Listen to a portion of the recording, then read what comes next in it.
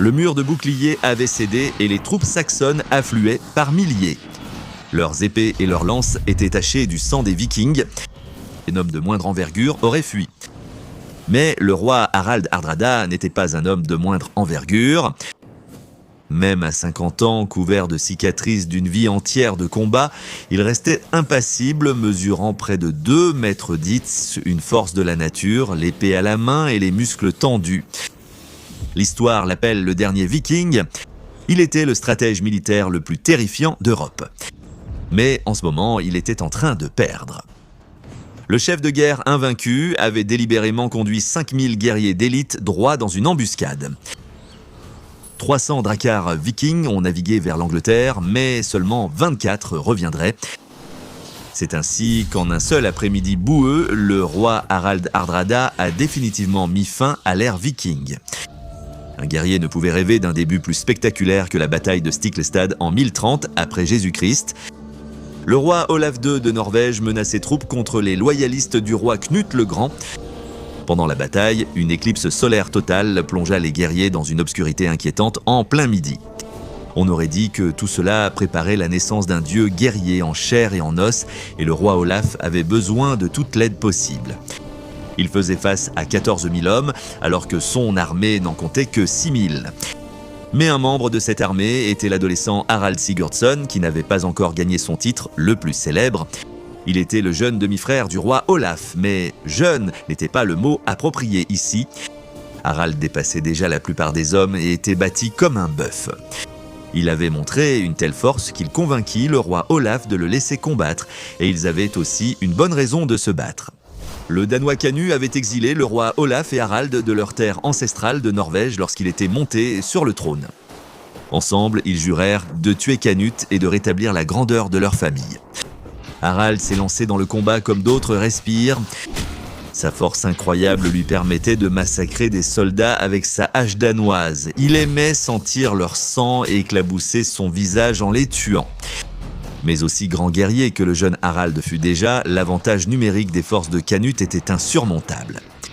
Harald, en infériorité, était acculé et grièvement blessé. Son demi-frère Olaf fut brutalement tué par les troupes qui avançaient. Alors que l'armée s'effondrait autour de lui, et apparemment avec elle le rêve de reprendre la Norvège, Harald n'eut d'autre choix que de fuir. Ce fut une expérience terrifiante et humiliante pour un prince élevé dans la culture viking qui vénérait la guerre et la virilité. Sans l'aide de Runvald Brussasson, futur comte des Orcades et ami de la famille, l'histoire de Harald aurait pris fin en même temps que celle d'Olaf. Runvald emmena Harald en secret à la faveur de la nuit jusqu'à une ferme dans l'est de la Norvège où ses alliés passèrent un mois à le soigner pour le remettre sur pied. Pendant toute cette période douloureuse où Harald aurait facilement pu mourir de ses blessures, ses pensées étaient hantées par une blessure bien plus profonde que celle infligée à sa chair. J'ai failli à mon frère. J'ai failli à ma nation, à mes ancêtres. Je n'étais pas assez fort. Lorsqu'il s'est suffisamment rétabli pour se déplacer, il s'est exilé en Suède, voyageant vers le nord à travers les chaînes de montagnes traîtresses. Il était à terre, mais pas vaincu. Ayant goûté à la bataille, il ne pouvait plus s'en défaire. Il retournerait un jour en Norvège et alors il serait l'un des plus grands guerriers qu'une nation de guerriers ait connu. À ce moment-là, Harald commençait déjà à incarner l'héritage auquel son nom serait un jour associé, un viking féroce dont l'habileté au combat rendrait Odin lui-même fier. Il avait séjourné avec ses alliés de la Rus de Kiev, descendants de vikings, et réputés pour leur excellence au combat. Il fut nommé général sous les forces de la Rus du grand prince Yaroslav, dont Harald épouserait plus tard la fille. Le grand prince le chargea d'aider à diriger leur campagne contre les Polonais. Avant même d'avoir 20 ans, Harald s'était déjà révélé non seulement comme un guerrier hors pair, mais aussi comme un excellent chef et tacticien. Ses exploits sur les champs de bataille de Pologne étaient dignes des pires cauchemars. Il pouvait entrer dans l'état de berserker viking, presque comme si le guerrier était possédé par un démon assoiffé de sang capable de tailler en pièces des hordes d'hommes comme s'il n'était rien. Il repoussa les forces polonaises au cœur de leur territoire, massacra des milliers d'hommes et reçut les éloges du grand prince. Harold participa aussi à la guerre sanglante du prince contre le peuple tchoud d'Estonie et les nomades Péchénègues, où il massacra de nombreuses personnes. Et, fidèle à la tradition viking, partout où il allait, il pillait et saccageait à sa guise. Voir de quoi il était capable faisait de lui presque un dieu aux yeux de ses troupes, une bande de guerre de 500 mercenaires d'élite qui suivraient Harold jusqu'aux portes de l'enfer. Ils avaient affûté leurs compétences et bâti leur réputation. Avant de retourner dans leur terre natale pour obtenir justice pour leurs ancêtres, ils devaient d'abord bâtir leur fortune. Et au XIe siècle, il n'y avait pas de meilleur endroit pour s'enrichir que Constantinople, le siège de l'Empire byzantin, autrefois la partie orientale de l'Empire romain, aujourd'hui disparu. Lorsqu'ils arrivèrent à la cour de l'empereur Michel IV, ils étaient la force de combat la plus redoutable de toute l'Europe. Vous auriez plus de chances de survie si la faucheuse s'alliait à vos ennemis que si Harold et ses hommes venaient. Naturellement, l'empereur les intégra immédiatement à sa garde varangienne, les troupes d'élite nordique engagées pour être les forces de combat personnelles les plus puissantes des empereurs byzantins, et Harold gagna très rapidement sa solde extrêmement élevée. En raison de sa soif insatiable de violence et de conquête, l'empereur déploya Harold sur tous les fronts où l'Empire combattait. En 1035, il mena la campagne d'Asie mineure où il fut chargé de réprimer une révolte de pirates arabes. Harold mena des opérations de recherche et de destruction au cœur du territoire ennemi, massacrant des milliers d'Arabes et capturant plus de 80 bastions au passage. Il semblait que partout où l'empereur envoyait Harold et ses troupes, une traînée de morts et de destruction irrésistible suivait. Harold allait le prouver à nouveau en 1041 lors de la bataille d'Ostrovo en Bulgarie. Pierre de Lian, un natif bulgare lassé de voir son peuple vivre sous le joug impérial, mena un soulèvement et se déclara roi de Bulgarie. Cela aurait pu marcher pour lui si l'empereur n'avait pas envoyé Harold et son armée régler ce problème. Il n'a pas fallu longtemps pour que les forces de Harold écrasent complètement la rébellion, mutilent Pierre de Lian et tuent tous ceux qui lui étaient encore fidèles. Ce fut une défaite si écrasante pour le peuple bulgare qu'il resterait sous le contrôle byzantin pendant encore 145 ans. En 1042, Harold était au sommet de son art. Alors âgé d'environ 25 ans, il avait acquis une grande expérience des batailles et avait presque tout appris sur la guerre à travers elle. Il devenait une légende vivante et l'un des hommes les plus riches de l'hémisphère nord grâce à la solde de l'empereur et à l'énorme butin amassé. Le royaume du grand prince Yaroslav dans la Ruse devint un coffre-fort pour Harold, désormais si riche qu'il y envoyait son argent et ses trésors pour les protéger. Mais tout n'allait pas bien à Constantinople. Une guerre de succession faisait rage pour le trône impérial. Si un adversaire de Michel IV s'en emparait, Harold et ses hommes deviendraient sans doute persona non grata pour l'Empire. Il serait risqué de laisser en vie un groupe dangereux pouvant rester fidèle à l'ancien empereur. Harold n'était pas un imbécile et s'il devait prendre part à une guerre pour le pouvoir dans un royaume, ce serait pour le sien. Lui et ses hommes sont partis retrouver leur terre natale, convaincus qu'ils avaient désormais les compétences, les moyens et le soutien pour rendre la Norvège à son souverain légitime, lui-même. Après ses campagnes à Constantinople et au-delà, Harold épousa une princesse de la Russe et commença à rassembler une flotte pour sa prochaine bataille. Les fils du roi Canute avaient abandonné la Norvège 10 ans plus tôt pour mener des campagnes en Angleterre et, en leur absence, un véritable Norvégien avait pris le trône, Magnus, l'un des fils du demi-frère de Harold, Olaf. Il avait toujours apprécié Magnus et malgré la nature belliqueuse de Harold, il n'avait jamais voulu le défier pour le trône. Au lieu de cela, il rencontra Magnus en 1046 et lui proposa un accord tout simplement trop avantageux pour être refusé. Harold donnerait à Magnus la moitié de son incroyable fortune en échange de la possibilité de régner à ses côtés. Magnus accepta et pendant un temps, la Norvège eut 2 rois. Harold avait enfin sa couronne, son pays et la moitié de la richesse du royaume. Les Danois avaient été expulsés de la maison royale norvégienne et aucune rébellion interne n'était hors de portée pour lui et ses forces. Il aurait pu avoir une vie longue, prospère et confortable s'il avait laissé les combats derrière lui. Mais bien sûr, cela n'allait jamais arriver. Les Danois étaient repartis, mais ils n'avaient pas eu sa revanche. Il passerait des années à tenter de lancer une campagne vouée à l'échec contre le Danemark, menant des batailles sanglantes et effectuant régulièrement des raids vikings classiques qui laissaient de nombreux morts des 2 côtés. Mais au final, ce fut une impasse qui vida lentement les caisses militaires de Harold jusqu'à ce que le soutien populaire et financier à la campagne s'épuise. Malgré ses promesses à lui-même, il ne conquit jamais le Danemark comme le Danemark avait conquis la Norvège. Cependant, la meilleure alternative serait de prendre un territoire que les Danois avaient toujours convoité et qui avait autrefois été gouverné par l'un des fils du roi Knut, l'Angleterre. Et selon la façon dont ils mèneraient cette guerre, cela assurerait soit l'héritage viking pour les générations à venir, soit éteindrait leur flamme sur le champ. En janvier 1066, le roi d'Angleterre mourut sans héritier. Édouard le Confesseur régna 24 ans sur l'Angleterre et sa mort déclencha une guerre de succession décisive pour le pays. Le roi Harold Godwinson, un noble saxon, combla immédiatement le vide, mais cela fut fortement contesté. Le duc Guillaume de Normandie préparait ses forces pour envahir l'Angleterre et prendre le trône, et il y avait aussi un troisième prétendant au trône. Le roi Harald Hardrada pensait qu'il méritait le titre de roi d'Angleterre. Ainsi, en septembre, il prit la mer avec 300 navires et 15 000 hommes renforcés par le soutien et les troupes d'un allié inattendu, Tostig Godwinson, le frère du roi Harold et ancien comte de Northumbrie. Le comte déchu préparait sa vengeance contre son frère depuis son exil à la suite d'une révolte populaire.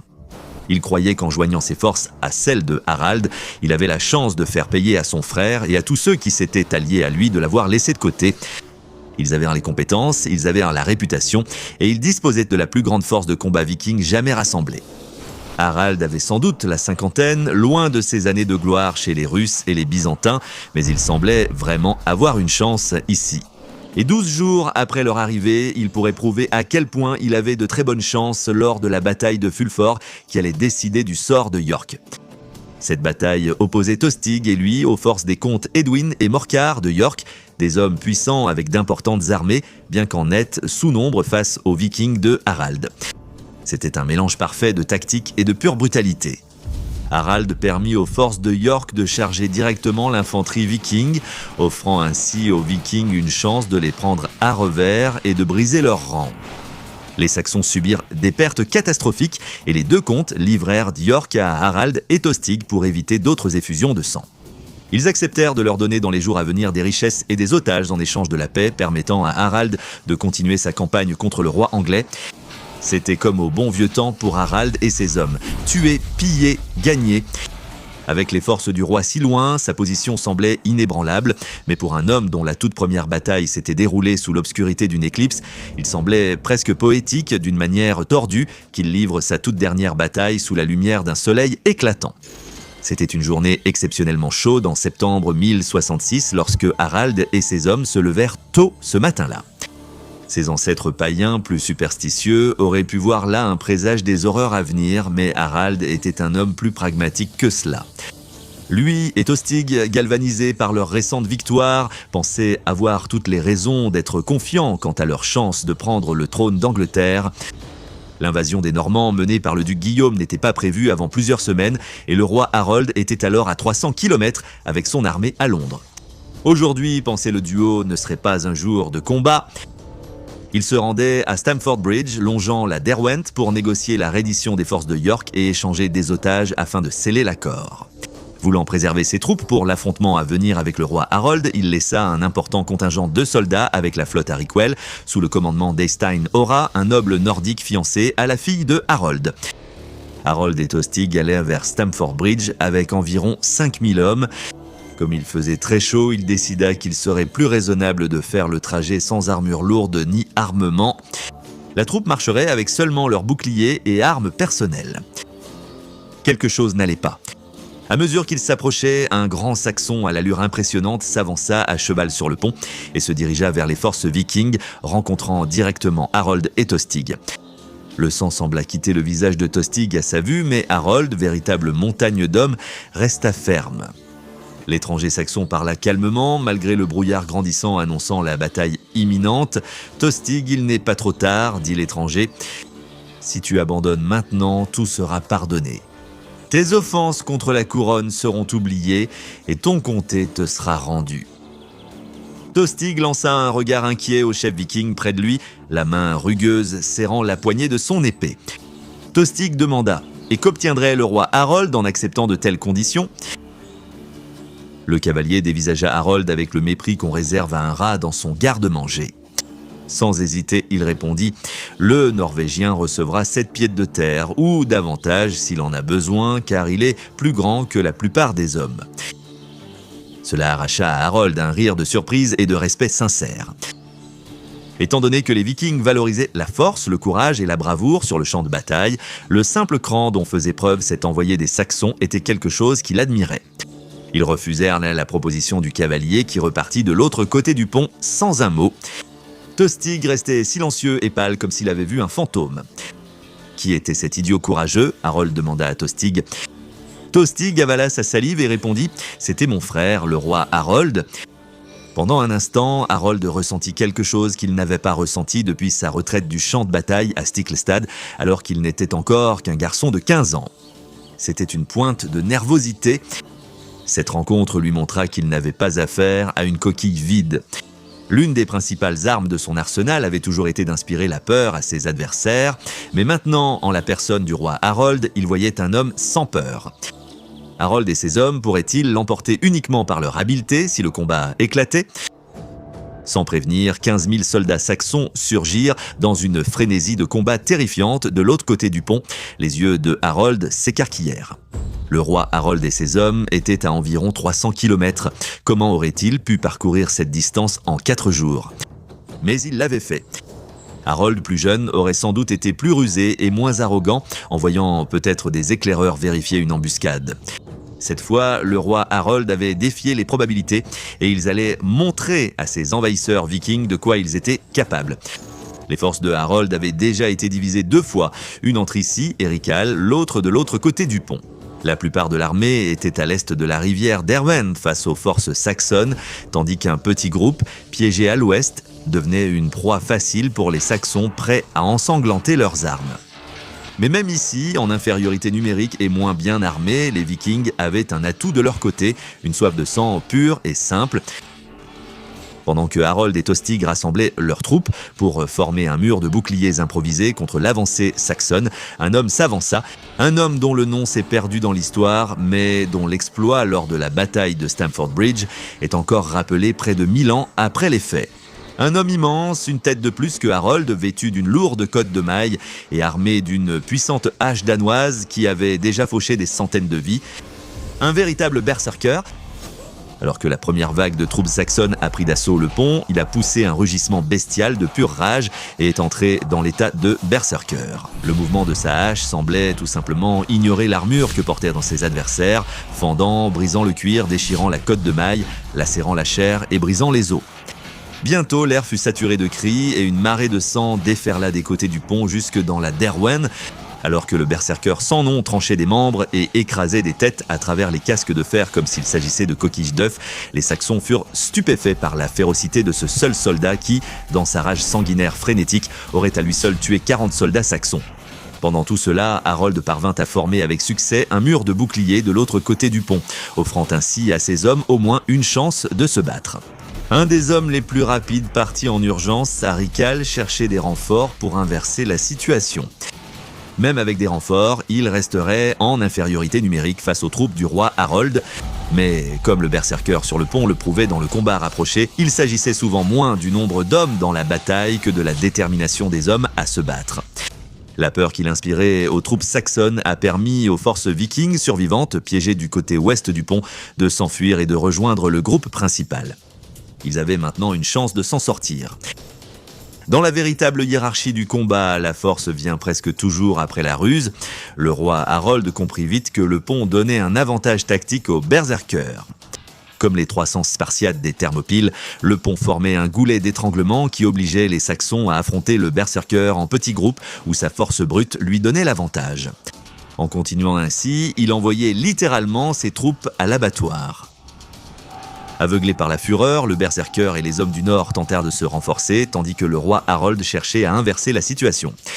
L'un de ces hommes monta dans un tonneau sur la Derwent et se laissa porter par la rivière, armé d'une longue lance. Sous le pont, il planta sa lance vers le haut, transperça le pont et toucha le berserker sous sa cotte de mailles. Ses entrailles se répandirent sur le pont, tandis que les soldats saxons se ruaient sur lui, le découpant alors que les forces avançaient vers le mur de boucliers viking. L'affrontement ultime avait déjà commencé. Le roi Harold ne redoutait pas le mur de boucliers viking, montrant le même courage que lorsqu'il avait affronté seul Harold et Tostig. L'armée saxonne a chargé à travers le pont et a verrouillé ses boucliers avec les vikings. Deux forces de milliers d'hommes se poussaient l'une contre l'autre. Il était inévitable que le mur de boucliers cède vite. Et il n'a pas tenu. Après une lutte qui a tout exigé des deux camps, le mur de boucliers s'est brisé et les deux armées se sont entremêlées dans un état de guerre totale et sanglante. Les Saxons étaient innombrables, déferlant par les brèches du mur de boucliers pour submerger les Vikings, tandis que les renforts de Riccal pouvaient encore être à des heures. Des lances, des épées, des haches et des flèches transperçaient la chair. Du sang sombre s'infiltrait dans la boue, piétiné par des milliers de bottes de cuir. Et au milieu de tout cela se tenait Harold, haletant, regardant ses ambitions de conquérir les îles britanniques s'effondrer en tas sanglants tout autour de lui. Il inspira profondément et hurla « Abattez-les, tuez-les tous, jusqu'au dernier, bon sang !» Il tira l'épée de son baudrier et poussa un rugissement puissant des centaines d'années de lignées vikings coulant en lui, son corps servant de conduit à la soif de sang de ses ancêtres. Il entra dans la transe du berserker, ses yeux se voilant et ses poings ensanglantés se resserrant autour de la poignée de sa lame ancestrale. Ces Saxons autour de lui, ce n'étaient pas des soldats, c'étaient de la viande et Harold était le boucher. Il se mit à frapper et à chaque coup son épée goûtait la chair et le sang. Il tranchait des gorges et coupait des têtes, glissant d'un groupe à l'autre, à peine conscient de lui-même, tandis que son épée fendait des clavicules et transperçait les armures, brisant des côtes et détruisant des cœurs. Pour les Saxons, ce n'était pas un homme, c'était un démon qui était remonté des entrailles de l'enfer pour faire la guerre à Dieu lui-même. Les Saxons tentèrent de l'encercler pendant que les autres Vikings tombaient, mais cela offrait simplement à Harold plus de divertissement et de chair à découper. Parmi les forces saxonnes, un archer encochait une flèche à son arc et visait Harold. Ses compétences martiales pouvaient compenser son manque d'armure au corps à corps, mais à distance, c'était un défaut fatal. L'archer lâcha la flèche qui vola droit et atteignit la gorge de Harold, tranchant des veines et perçant sa trachée. L'éclair soudain de douleur arracha le chef viking à sa fureur berserk et força son âme à revenir dans son corps juste assez longtemps pour être témoin consciemment de son départ. Le sang jaillit de sa gorge blessée et la force de Harold l'abandonna, le faisant s'effondrer dans la boue. Il mourut en regardant le ciel et en voyant le monde s'assombrir. Il ne cria jamais, pas une seule fois. Tostig resta encore et refusa de se rendre, mais il n'était pas la moitié du guerrier qu'était Harold et il fut tué par les forces saxonnes. Même lorsque les renforts menés par Extan Ora arrivèrent des heures après la mort de leur roi, cela ne servit à rien. Extan tomba sur le même champ de bataille que Harold. Ce jour-là, Harold, Tostig et les rêves vikings sur l'Angleterre périrent, tandis que les rares survivants fuyaient. Les Écossais et les rebelles anglais partisans de Harold se dispersèrent, tandis que les Norvégiens fuirent par mer vers leur pays. 300 navires avaient transporté la force d'invasion. Les survivants étaient si peu nombreux que 24 navires suffirent à les ramener. Cela représentait un taux de perte de 92%. Les Vikings n'existaient plus, mais l'histoire de Harold continuait. Harold Hardrada était peut-être mort, mais sa dernière résistance a tout de même changé le cours de l'histoire. Juste 3 semaines après sa mort, dans le village anglais de Hastings, les troupes du roi Harold Godwinson affrontèrent les forces du prétendant Guillaume le Bâtard, le duc de Normandie, lors d'une bataille qui allait décider du destin de l'Angleterre pour toujours. L'histoire aurait sans doute été différente si le roi Harold n'avait pas épuisé ses troupes lors de leur marche de 4 jours vers la bataille de Stamford Bridge, où plusieurs de ses meilleurs guerriers étaient tombés sous les épées nordiques et les haches danoises. Même de nombreux survivants étaient blessés et épuisés. Guillaume employa des tactiques qui auraient rendu Harold fier, feignant la retraite avec ses troupes bretonnes pour pousser les Anglais à rompre leurs rangs. La cavalerie normande attaqua alors à revers et massacra en masse les forces poursuivantes. Les Normands démantelèrent le mur de boucliers anglais, menant à une bataille sanglante, tandis que les archers de Guillaume tirèrent des flèches. L'une de ces flèches, du moins selon certaines sources, comme la célèbre tapisserie normande de Bayeux, transperça le roi Harold à l'œil, ce qui mena à son massacre sur le champ de bataille. Après sa victoire, Guillaume le Bâtard fut couronné roi d'Angleterre avant Noël et entra à jamais dans l'histoire sous le nom de Guillaume le Conquérant. Bien que la bataille de Stamford Bridge et la mort de Harald Hardrada soient souvent vues comme la fin des Vikings, la réalité est plus complexe. D'autres rois nordiques attaquèrent les îles britanniques dans les siècles suivants, sans oublier le roi Guillaume. La Normandie, région française d'où il venait, signifie « terre des hommes du Nord ». Puisque la région autour de la Seine a été colonisée par les Vikings au IXe siècle, il est fort probable que le sang viking qui a alimenté la conquête de Harold coulait aussi dans les veines de Guillaume le Conquérant. Peut-être est-ce ainsi que les Vikings ont survécu. Harold Hardrada n'était pas invincible, mais un guerrier de l'histoire l'était réellement. Découvrez comment Miyamoto Musashi a affronté tous les adversaires possibles sans jamais perdre un combat en cliquant sur la vidéo affichée à l'écran.